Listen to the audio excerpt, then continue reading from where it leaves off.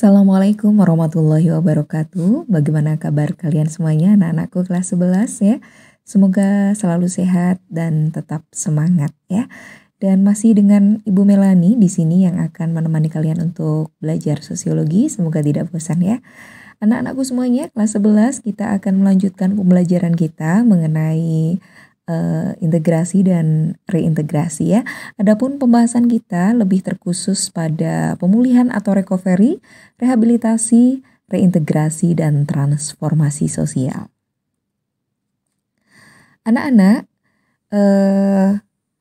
dalam kehidupan berbangsa dan bernegara kita tidak pernah lepas dengan yang adanya konflik ya. Apabila suatu konflik dapat dikelola dengan baik dan ditanggulangi dengan tepat, maka tidak akan menjadi kekerasan. Maka di sini pasca konflik perlu dilakukan suatu upaya agar keadaan menjadi baik dan hubungan pihak yang berkonflik menjadi harmonis kembali. Pemerintah dan pemerintah daerah berkewajiban melakukan pemulihan pasca konflik secara terencana, terpadu, berkelanjutan, dan terukur sesuai dengan kewenangannya. Dan pemulihan pasca konflik oleh pemerintah ini dilakukan oleh kementerian atau lembaga sesuai dengan kewenangannya ya. Kita mulai dulu dari pemulihan atau kita sebut sebagai recovery pasca konflik. Definisinya adalah satu serangkaian kegiatan untuk mengembalikan keadaan dan memperbaiki hubungan yang tidak harmonis di dalam masyarakat akibat konflik melalui kegiatan rekonsiliasi, rehabilitasi, dan rekonstruksi. Kemudian selanjutnya adalah rehabilitasi.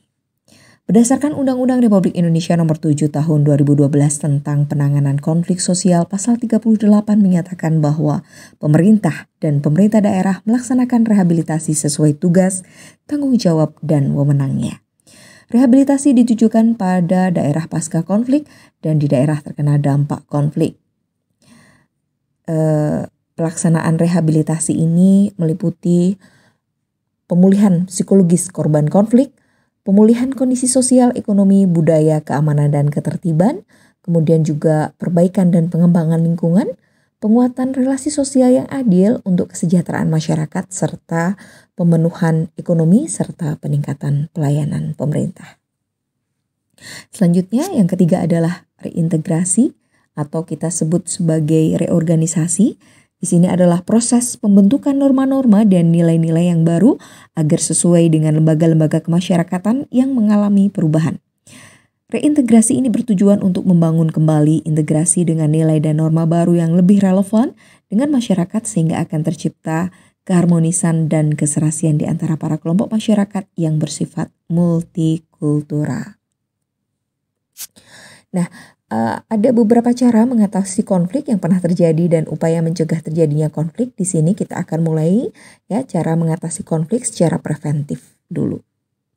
Untuk upaya mencegah terjadinya konflik secara preventif ini yang pertama adalah memberikan pendidikan multikultural, menetapkan kurikulum pendidikan, kemudian menjaga keharmonisan, mengembangkan kesadaran sosial dan peranan individu serta menyikapi perbedaan secara terbuka. Kemudian cara mengatasi konflik dan mencegah terjadinya konflik secara represif yaitu membuat undang-undang kesamaan derajat. Kemudian juga mengembangkan multikulturalisme, meninggalkan sikap primordialisme dan saling menghargai serta toleransi. Selanjutnya yang terakhir adalah tentang transformasi sosial.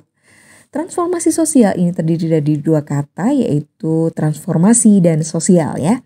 Transformasi menurut Kamus Besar Bahasa Indonesia berarti perubahan rupa atau bentuk, sifat, fungsi, dan sebagainya. Adapun sosial menurut KBBI ini berarti berkenaan dengan masyarakat. Dengan demikian secara garis besar, transformasi sosial ini dapat diartikan sebagai perubahan yang berkenaan dengan masyarakat. Transformasi sosial berkaitan dengan perubahan yang terjadi di masyarakat, di mana perubahan ini dapat terjadi akibat beberapa hal seperti peningkatan ekonomi, kemudian terjadinya perang, kekacauan politik, dan konflik di masyarakat. Transformasi sosial mengacu pada proses perubahan yang terjadi pada nilai, norma, hubungan, dan stratifikasi sosial pada masyarakat. Transformasi sosial juga mempengaruhi pola interaksi di dalam masyarakat. Ya. Demikian yang bisa kita bahas pada kesempatan kali ini ya. Semoga bermanfaat.